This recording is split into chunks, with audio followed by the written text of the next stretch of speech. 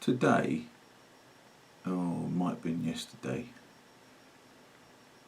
the government have announced by diktat, by decree, it seems to be the way these things are going now, that the sale of all petrol and diesel cars is to be banned from 2030, which is not 10 years away, it's 9 years away. They brought that forward, I think, 5 years, or might be 10. And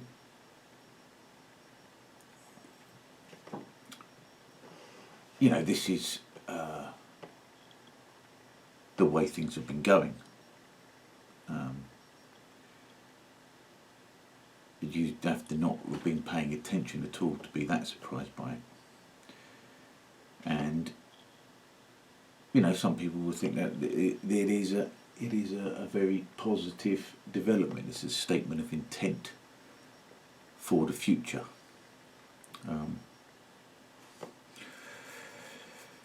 And I suppose in some ways it is.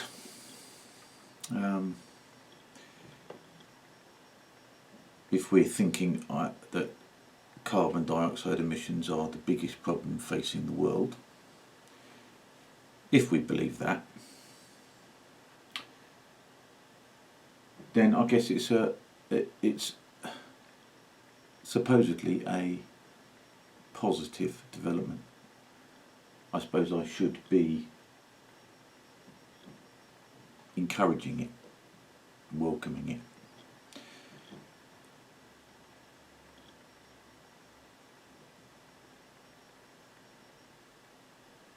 Now, I don't, in a way, I don't not welcome it. You know, I don't personally, you know, want to continue burning hydrocarbons, you know, just for the sake of burning hydrocarbons.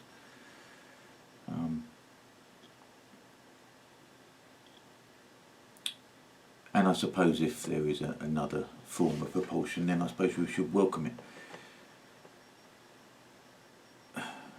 The problem is, of course, is that if everything's going electric,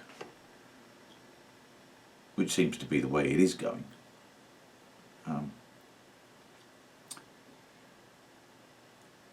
the great elephant in the room, the unanswered obvious question is, where's the power generation going to come from? Now, if it's going to come from wind and solar, and even maybe from nuclear, that's all very well. But, you know, I mean, how many electric cars are there in the country? You know, 100,000? 250,000 maybe? I doubt there's more than that.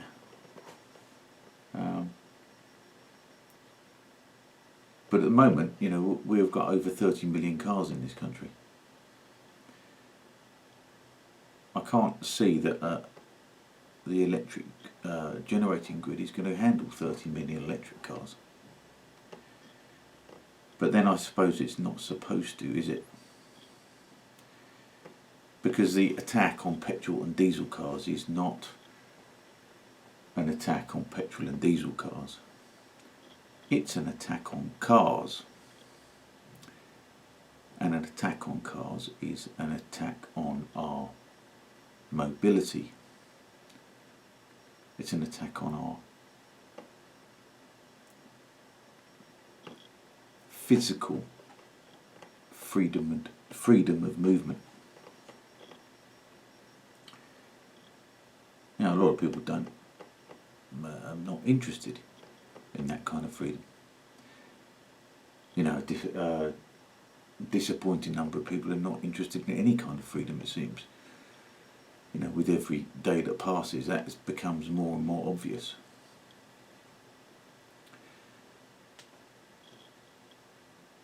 But whatever you may think of cars, is that they have provided ordinary people with a level of physical freedom they never had before. You know, like most freedoms, people don't use it properly or intelligently.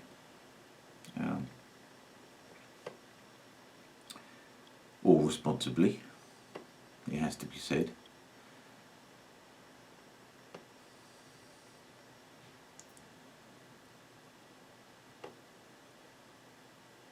But that is quite something. It's quite something to have, for an ordinary person to get into his car and drive to the other side of the country. That's something that we never had before, you know. And to be, you know, the speed of motor vehicles is the only new sensation for human beings after millions of years, you know. You know, what could we manage before? You know, I don't know, running at 10 miles an hour? On a horse we might get 30, maybe a bit more.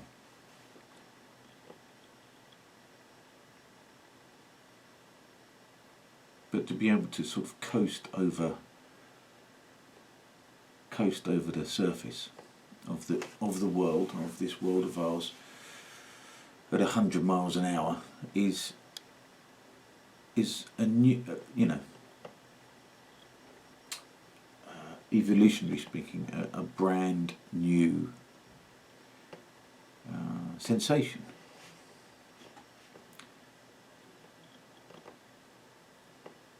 And I like that sensation. I've always liked it. And I've always liked the independence that a car gives you. You know, I took my driving test at 17 as soon as I could. And driving remains one of my favourite things to do. It's one of the things that I feel most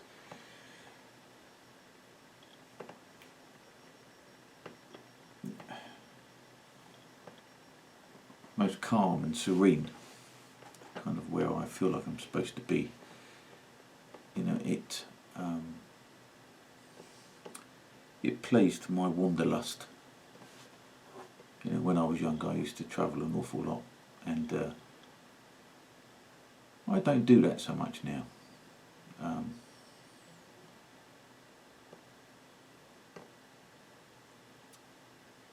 And I would reliably every summer sort of go around the country visiting friends. I even did that a little bit this year, you know. So the lockdown hasn't really clipped my wings too much. Not at all, really, because I basically just ignore it. But the point is that the walls are closing in, and car driving and motoring is going to be considered more and more antisocial as time goes on.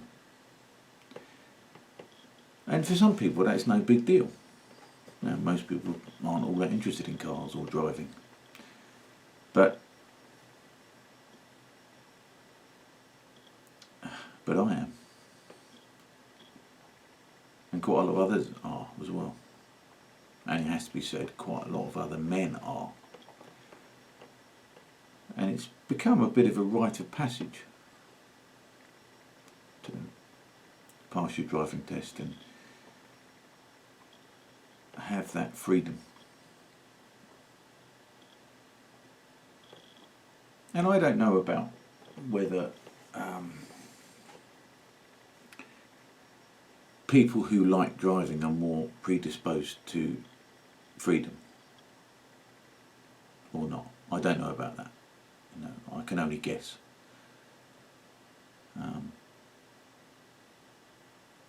I would think it's probably true, but I don't know.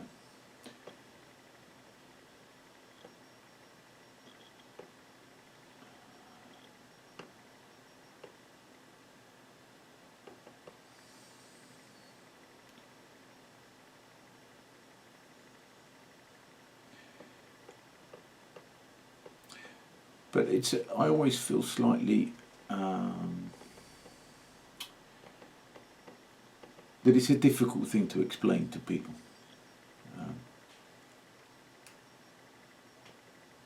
Difficult in that they don't have the same impulses that I do.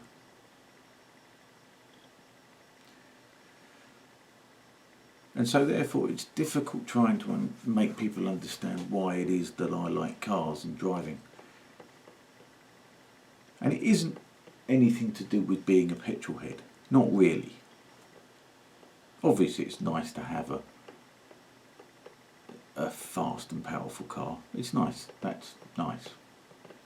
You know, but it's not the main thing. It isn't the main thing. The main thing is that I like cars because of where cars take me. You know, and I can explore in a car. And one of my great unrealised ambitions was to take a road trip across the United States, which I started, and for reasons I won't go into, I'd never continued. And that's a source of genuine regret to me. And I feel that there is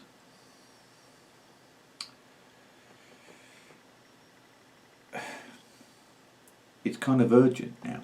You know, I feel if I'm not going to do it now, it's not going to be possible for very much longer. I mean, I don't know about America, but you know, and I had a particular plan in mind of how to do it. And if I couldn't do it in the way I wanted to do it, in the time I wanted to take, in the car I wanted to go in, I didn't want to go. And I could be, you know, it's true I'm cutting off my nose to spite my face somehow, but I kind of wanted it to be as I imagined it. As I imagined it to be perfect, and I didn't want to compromise on that. And because I haven't compromised on it, I haven't gone on it. You know, and it is a regret. It really is. And in the same way that I don't understand how people don't understand my impulse and my enjoyment of driving, is I don't understand how, you know, most Americans haven't driven across their own country.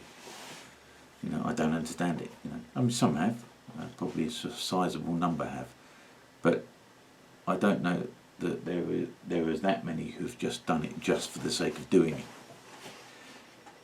You know, if I lived in the United States or in North America, even if I lived in Canada, I would have probably visited every state and every province. I mean, I think I've visited every county in the UK, but that's not quite the same.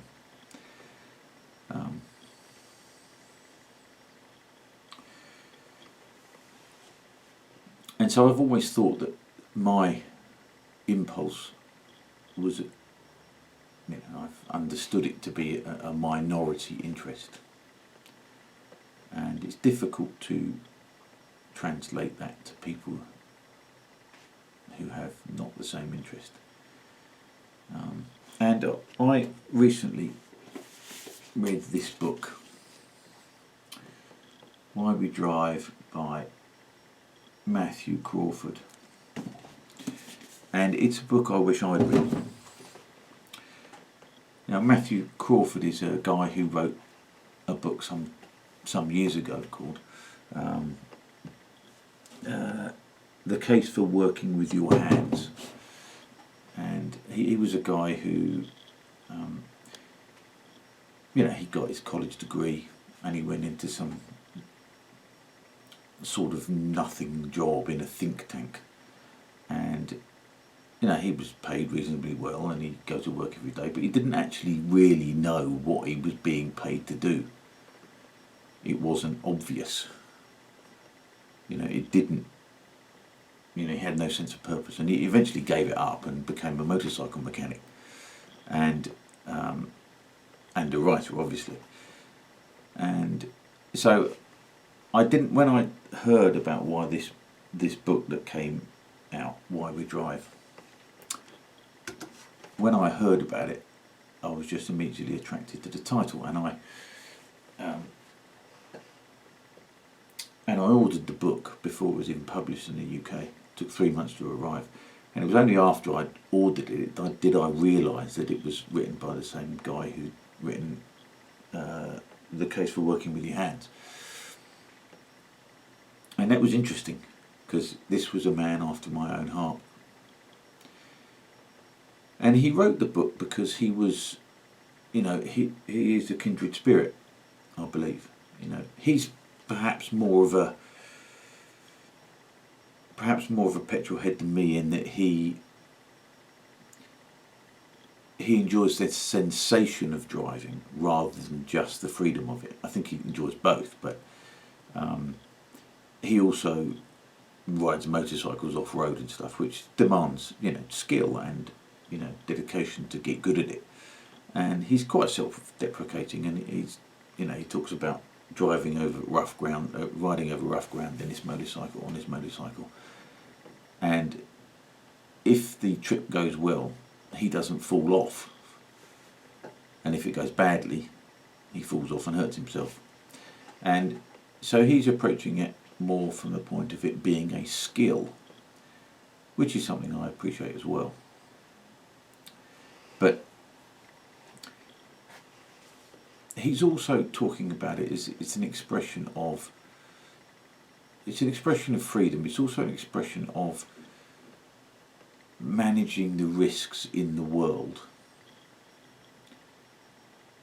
It is one of the few places where we are able to assess risks for ourselves and are autonomous in taking those risks. And one of the reasons it seems that he wrote the book was because of all this push for driverless cars. He realised that the concept of driving is actually under attack. And it's under attack by big tech, because they don't want us driving, because when you're driving you're concentrating on what you're doing. And for someone who has an hour-long commute every day, that's 2 hours that big tech don't have your attention. So what they want to do is they want to make cars driverless, so you can spend 2 hours every day looking at your bloody phone. And he argues it, very passionately, and there's some interesting chapters in it, and it's a very, very good book, and I thoroughly recommend it. And I liked it so much that I bought 4 other copies of it for 4 of my closest friends who I thought would be interested in it. Some of my friends wouldn't be in the slightest bit interested, but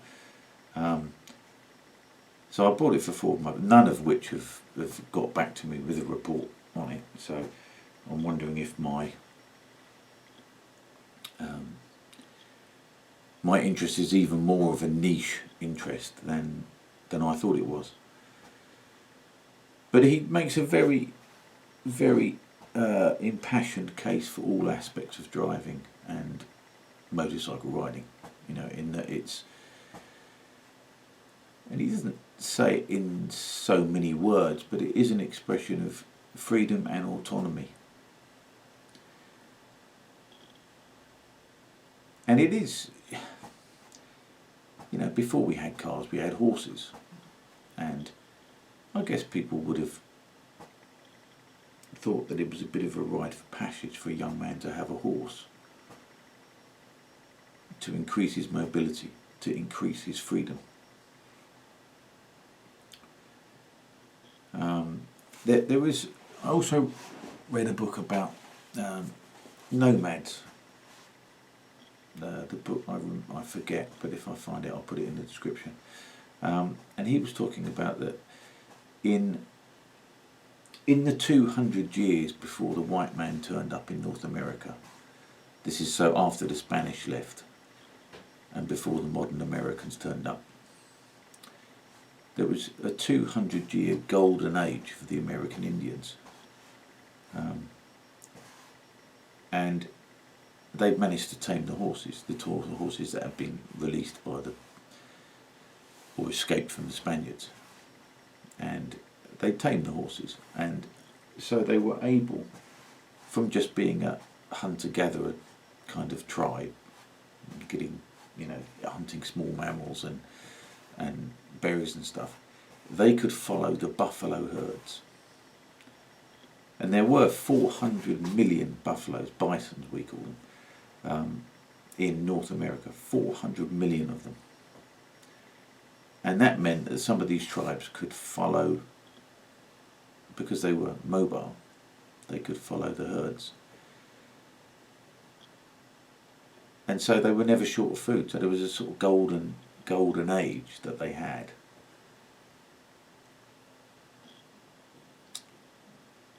A golden age of freedom and mobility. And the guy who wrote the book also made the point that perhaps our sedentary lifestyles that we have are not necessarily the most natural ones to have. We've had sedentary lifestyles now because of agriculture, which they reckon that cracked about 10,000 years ago. So you could stay in one place. But he was making the point that if you have a small baby that won't stop crying, you can put it into the car and drive around the block, and the movement calms the infant. And maybe a mobile lifestyle is just as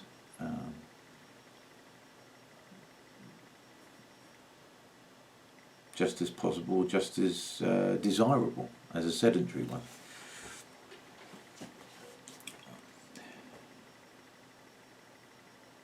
And so in both of these books there is this sort of undercurrent of genuine personal and physical freedom, which really appeals to me. I don't live it myself. I have a wife, I've had children, I live in a house, but I do love to be mobile. I do. If I couldn't be mobile, if I couldn't have a car, I would be very much less happy. And I look at what's happening now, and the attack on cars is just one aspect of a general attack on freedom. Because free people are a pain in the arse. They're difficult to control.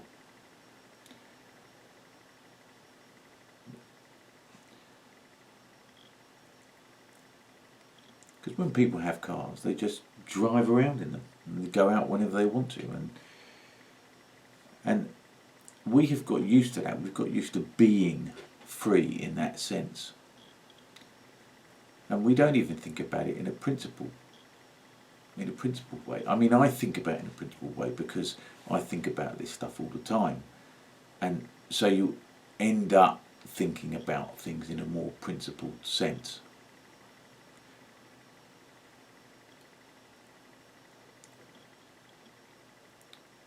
But most people just sort of take their freedom for granted.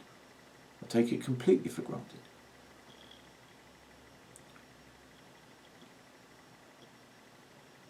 And they don't really notice when it's being curtailed. I think they do it intuitively, but they're slow to wake up to that. They're slow to notice that I think they probably feel that something's wrong, but they can't really put their finger on it. And it's only if you're thinking about this kind of stuff all the time can you identify it, because most people have got busy lives and they've got other calls on their time.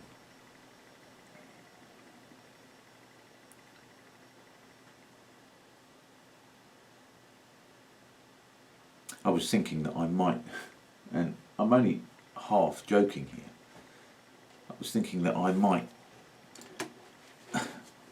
apply to the United States for political asylum. I mean, that sounds like a daft idea, doesn't it? You know, and it will almost certainly not be taken seriously by anyone, least of all the American authorities. But the reason I would do that is because for all the faults that Americans have, and they have many, as we all do, there is a significant slice of America which really values freedom.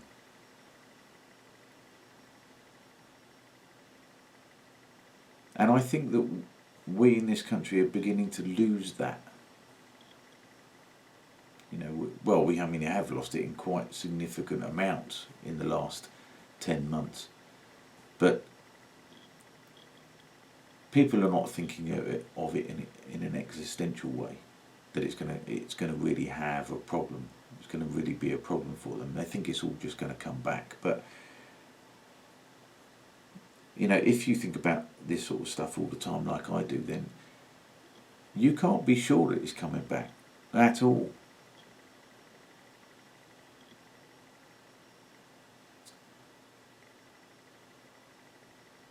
And we are at risk of being carried along in this momentum of we've got to deal with COVID. You know, and people seem to have abandoned their critical faculties about this. And people seem quite willing, depressingly willing, to let something of such value just be taken away for something that really isn't all that serious. You know, and I'm becoming, I mean, I think about this stuff all the time. I think about it so much that I can't settle to anything. Even Mrs. X is complaining that I'm too dour and I'm too miserable, and I don't have any sort of joie de vivre, I suppose. No, get up and go. And you see, last night I watched a pretty good film about the two Texas Rangers who tracked down and killed Bonnie and Clyde, and I thought it was a great film. But it was great for me because they had this nice Ford V8 that they were driving, and it was set in, so it's 1934, and you know, the state is there and it's established. But you know, 80 years ago, that was it still really was pretty Wild West, even then, and there were lots of scenes of these endlessly open roads, you know, and dirt roads in rural Texas and other places, and it really appealed to me. But I was thinking that there is open discussion about stopping open discussion about criticisms of coronavirus and saying it's a hoax, and the anti-vaxxers, and you know, they just want to shut us up, and they want to shut us up because we're saying the wrong things, and we're conspiracy theorists and all the rest of it. And I'm just sort of thinking, how far is that going to go? Because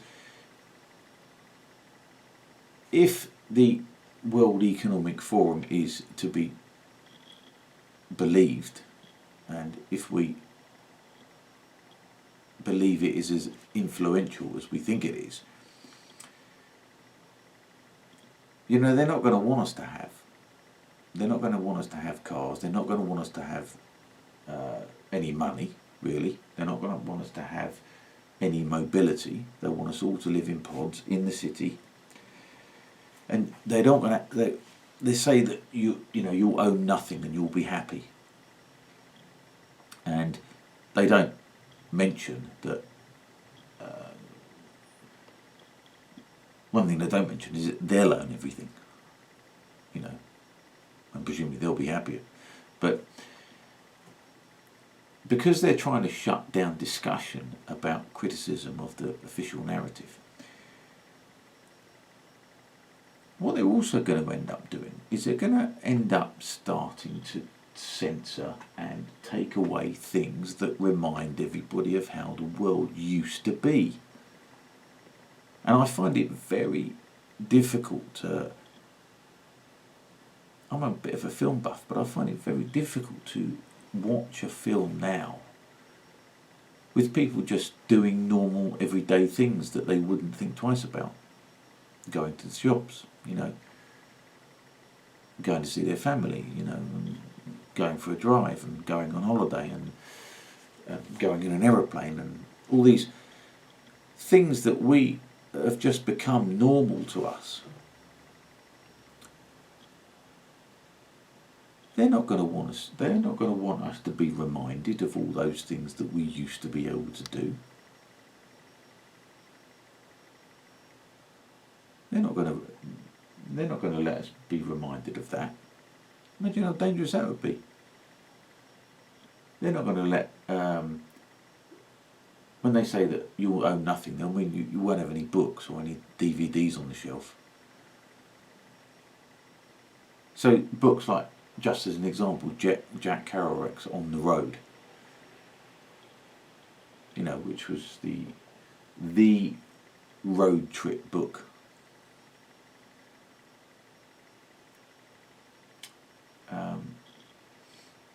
Or John Steinbeck's Travels with Charlie, which I thoroughly recommend. It's less well known, but it's a great book. They're not going to want us to know that people used to sort of travel all over the country just because they wanted to.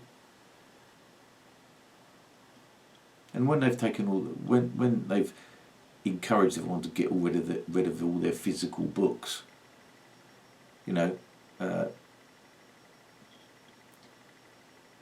Jack Kerouac will be just online, and then it won't be online. It won't be online because they want more people to be reminded of that.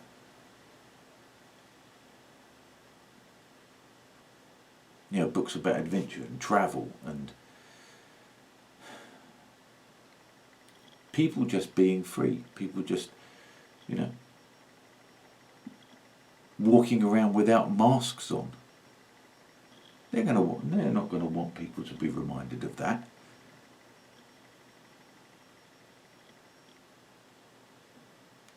You see, people often watch films. I mean, I do. It's a vicarious adventure. I can't go off and have an adventure because I've got a life to bloody lead, and I've got people's flipping toilets to unplug and dripping taps to sort out. That's not the subject of a film. The subject of a film is an adventure. But they're not going to want people to be reminded of that.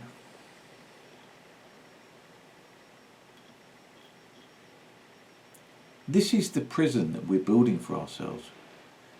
We're allowing to be built around us. And it doesn't seem to be, so little seems to make any difference to what most people think. I mean, I'm guilty of being in my own echo chamber, and I think there is a groundswell of support for the American election to be, recounted, and and Trump to be elected over Biden, for instance, and that the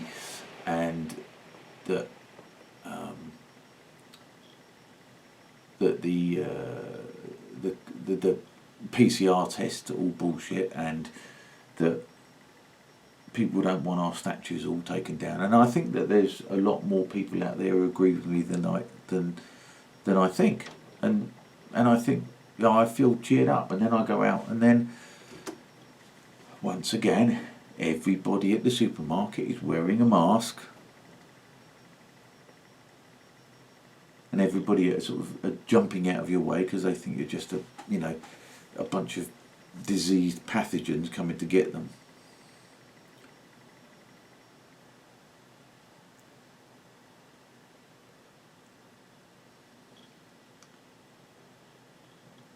And people who I'm friends with don't seem to see what's going on. They seem to think it's just you've got COVID's a serious threat, and we've got to do whatever it takes to tame it. But it's not a serious threat. It's not serious.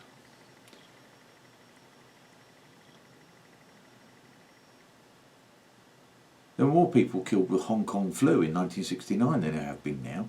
We didn't shut the whole world down. We didn't drive our economies off a fucking cliff. I mean, anybody think it was a bubonic plague? It's no such thing.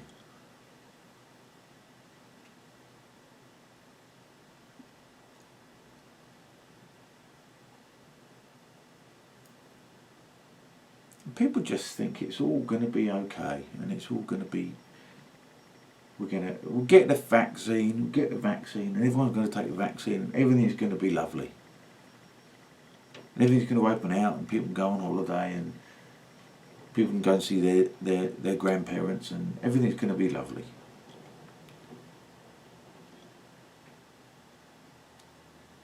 I don't understand how people can be so willfully blind.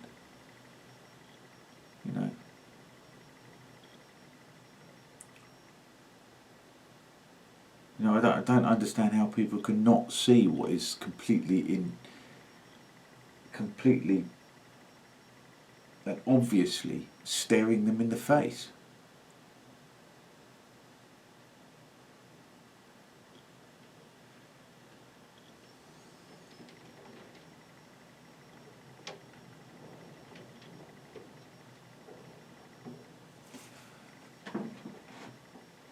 Look how far we've come from our principles. Of freedom of speech and freedom of expression. They should be sacrosanct, and yet people are prepared to sacrifice it. The most valuable thing that we have in our society, they're prepared to sacrifice it so that people don't spread misinformation. Who decides what's misinformation? Information is information. But it's the same thing with Brexit. It was, these fucking plebs don't know what they're talking about. They don't know what. They can't be trusted with. They can't be trusted with knowledge. They can't be trusted with democracy. They can't be trusted with anything. So we have to take charge. And we have to show them the error of their ways and just shepherd them into avenues of thought which won't cause any difficulty and will lead to the ends that we want.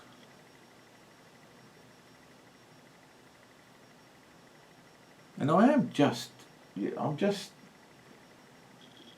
so disheartened by people's reaction. In the Brexit thing, we had 3.5 years of people telling us we were stupid and racist. There's a fucking charge up. Hold on. There we go. I've been rabbiting on for so long. But we withstood that. We withstood every single organ of the state was against us. And we withstood it. and we voted in the bloke that we thought was going to deliver for us.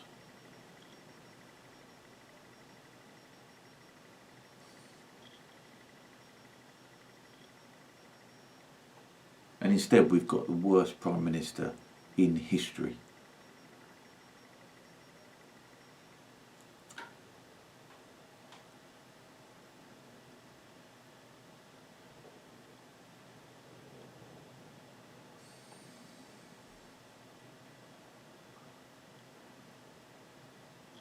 The trouble with freedom is you can't eat it.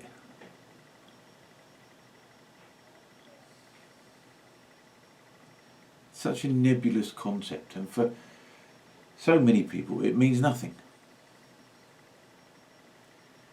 The Conservative Party, during Margaret Thatcher's time, freedom kind of meant freedom to direct your life however you saw fit financially. And you can argue with that or not.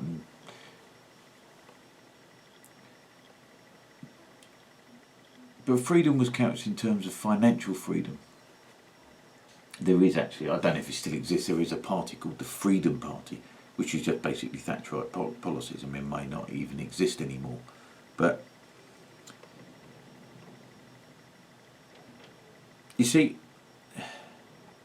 I'm attracted to the idea of libertarianism. But I'm not really an economic libertarian.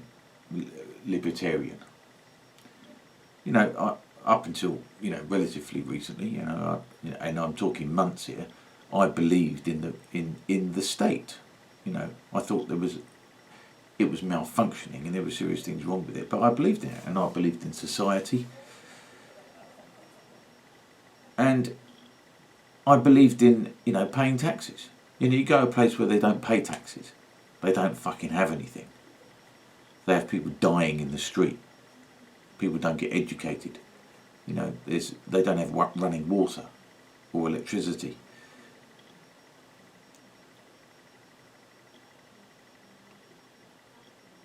So there is I believe in the power of, a relatively organised state. I think that doesn't make me a socialist.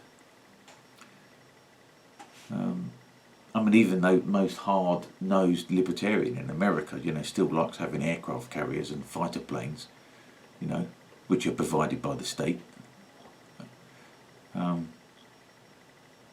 So even that is a form of socialism, isn't it?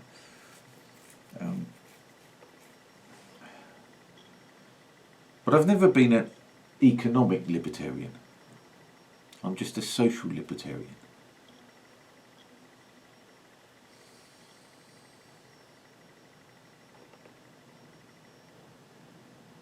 And of course the most libertarian thing you can do really is speak your mind, and I've been a convert to this. The second most libertarian thing you can do is have a way of defending yourself. So I'm completely, after several years of still slightly clinging to the fence, I'm now completely off the fence now. I think we should be armed.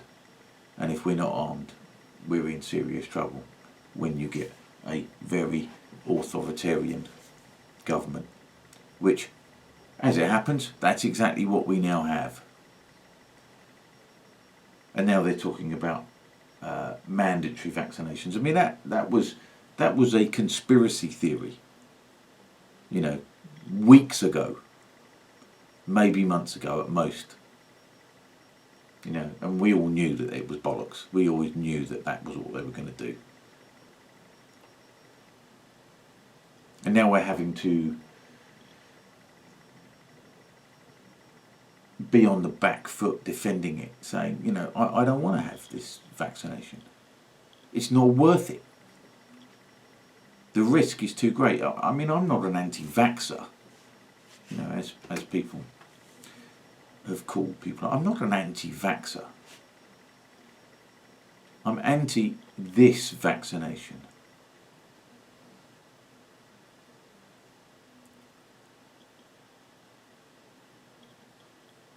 like I say, we're not facing the bubonic plague. We're facing a virus which is particularly nasty and vicious to a very small group of people over 70 who have a pre-existing condition.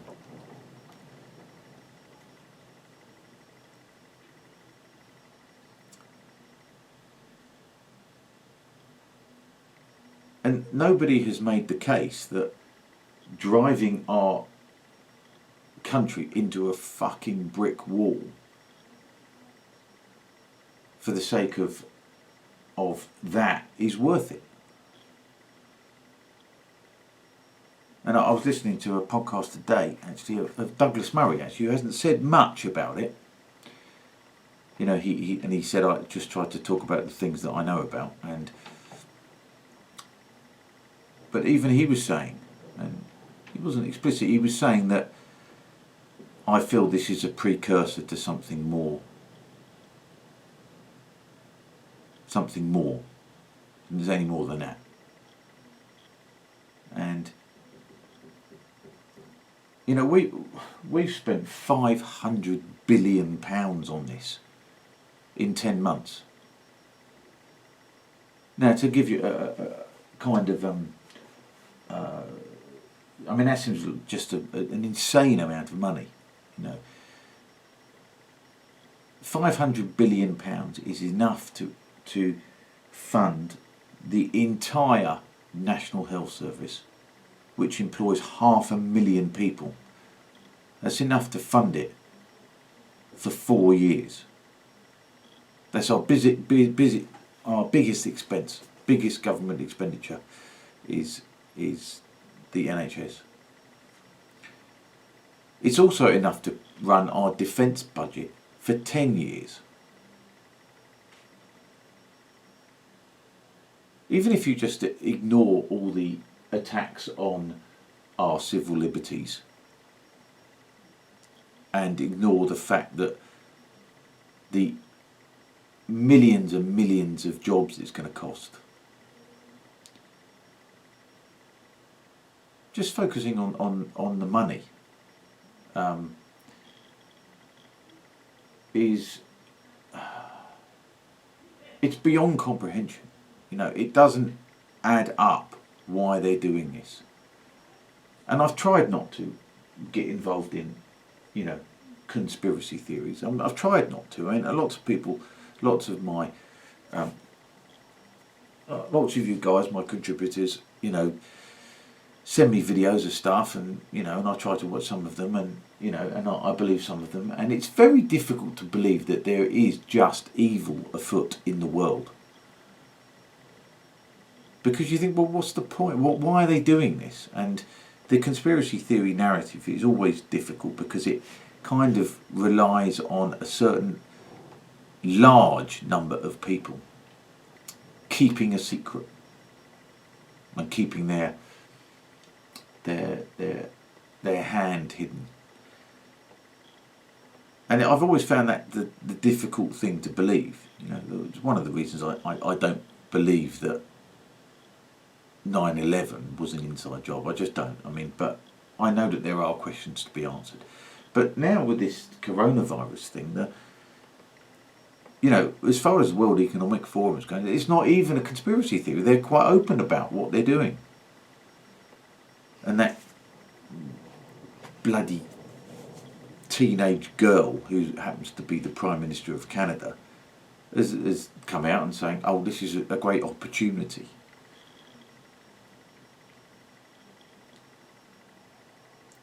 You know, it's difficult to believe that there is a secret cabal of very, very evil people who are coordinating this. But I mean, I can't come up with a better reason as to why they're doing this. I just can't come up with a better reason. Except the only other reason is just incompetence. That they have massively overreacted. And now they don't know how to go back. You know, it's a massive overreaction, and it's panic, and it's cowardice. The worst of all virtues, cowardice, because they can't admit that they got it wrong. And I mean, Douglas Murray made a good point actually. He said that we spent 500 billion quid on this not very serious disease, and that's any reserve has gone. I mean, if you imagine, even if there was a pot of 500 billion quid sitting in the corner waiting to be spent on a catastrophe should it ever happen, they spent it on this. They spent it on this not particularly serious disease.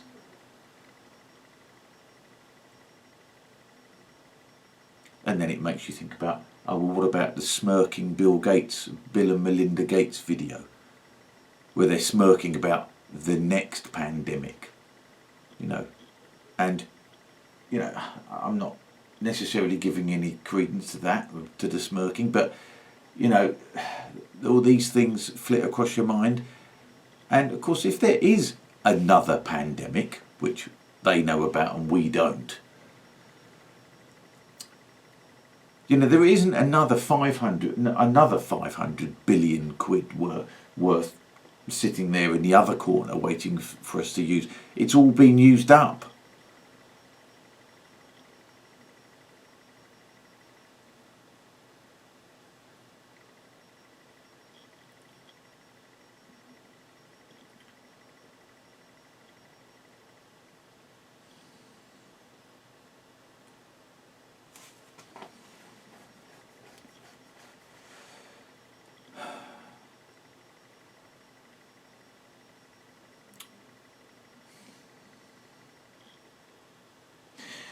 Now look, I've been rambling for 53 minutes now, and I don't blame you if you've given up. And of course, if you have, I'm talking to no one. But there is some positives out there. One positive, a couple of good positives coming out of coming from the Vikings, the Danes. One very, very positive thing is that the Danish government were trying to introduce a law which would make compulsory vaccination, make it law. And the Danes turned up to their parliament for 9 days, smashing pots and pans outside the parliament for 9 days, and they dropped it because of the scale of the protest. Now we could do that. We could do that. Now, I don't know if there is a march coming up on Saturday. There seems to be a media blackout, which is no surprise. But I'm clearing my diary for Saturday. I'm going to go up there anyway. And if anybody knows of a march taking place, because I did go up there once, couldn't find it because I was in Trafalgar Square and it was in Hyde Park. So because there was a media blackout, I didn't know. So we could do that. If the Danes have done it, we can do it. And another thing coming out of Denmark is they've just released a report on the effectiveness of masks. And guess what? They're no fucking use whatsoever. Not for stopping a virus anyway. We know the real reason they're useful. To engender a sense of distrust and fear in the population, and to signal your compliance, which is the main reason, and always has been the main reason for wearing one, which is the reason why I don't wear one.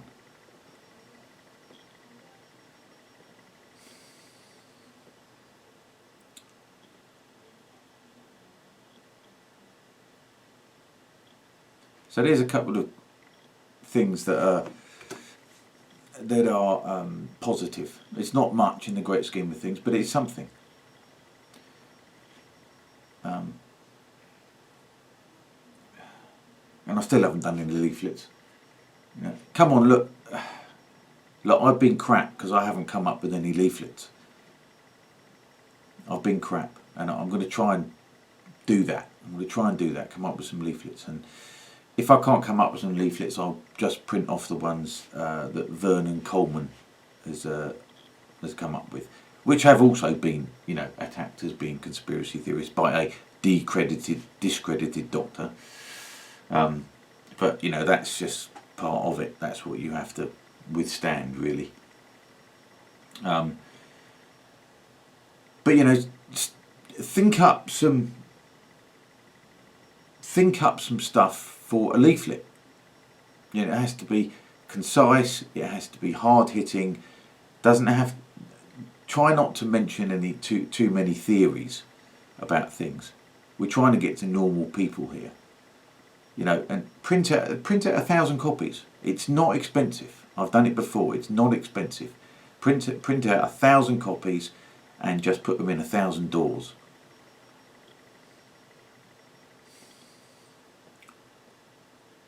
You know, we only have to get 10% of people to change their mind. And think about what's most important about a free society, and what the kind of society you want your children to grow up in. I'm going to do that. I'm going to come up with a leaflet, and I'm going to get it printed out. But anybody who's listening to this is of a similar mind to me, and you know, we can all come up with something. You know, just come up with your own ideas. You know, and if you've got a killer idea, send it to me. You know, if it's that good, I'll get those printed out. But you know, if 1,000 people who might listen to this, then deliver 1,000 leaflets. That's a million. That's a million leaflets.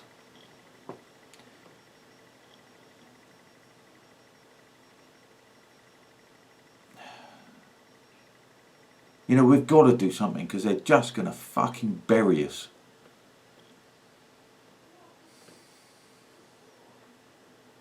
You know, I'm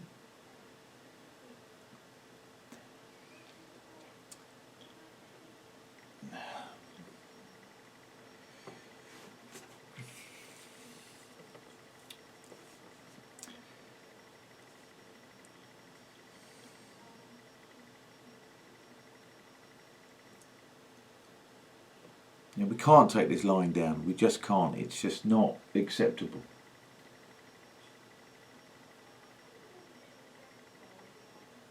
Yeah, and it's cowardly as well. It's cowardly to avoid the fight. It is cowardly. Yeah, just imagine if we win from this position of being a minority. If we win, just think how good that will feel. Just think how good Brexit felt on the 24th of June 2016. Just think how good that will be. If we win after this, that will be times 100. So get your thinking caps on.